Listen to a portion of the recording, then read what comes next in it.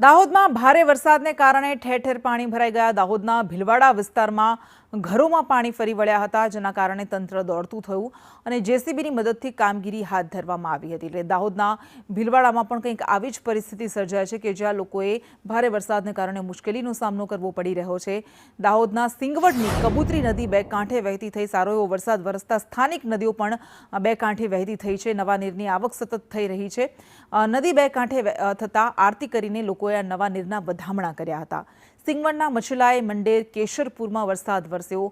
સિંગવડમાં નીચાણવાળા વિસ્તારોમાં પાણી ભરાઈ જતા લોકોને ભારે હાલાકીનો સામનો કરવો પડ્યો। આ તરફ દાહોદ જિલ્લાના મીરાખેડી ગામે ભારે વરસાદ ખાબક્યો હતો। આ દ્રશ્યો મેં આપણે બતાવી રહ્યા છે। મીરાખેડી ગામના દ્રશ્યો છે કે જ્યાં દેખાઈ રહ્યું છે કે આખું ગામ જળતરબોળ થઈ ગયું અને વરસાદી પાણી લોકોના ઘરોમાં ઘૂસી ગયા। સામાન આ પાણીમાં તરતો નજરે પડ્યો।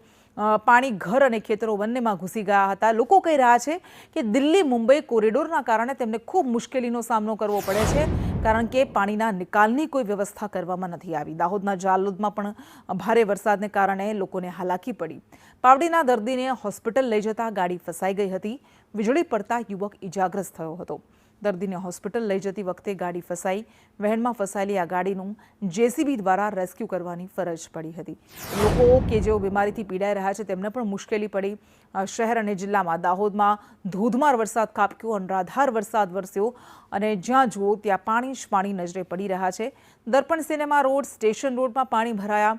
બસ સ્ટેન્ડ સહિત વિસ્તારમાં પાણી ભરાઈ ગયા। ઉપરાંત ટાઇટેનિક કોમ્પ્લેક્સમાં પણ વરસાદી પાણી ભરાઈ ગયા।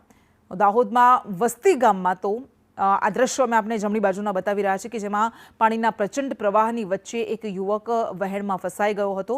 કોરિડોરના પાણીના વહેણમાં આ યુવક ફસાયો અને ગ્રામજનોએ મહાજહેમતે આ ફસાયેલા યુવકનું રેસ્ક્યુ કર્યું હતું, તેનો જીવ બચાવ્યો।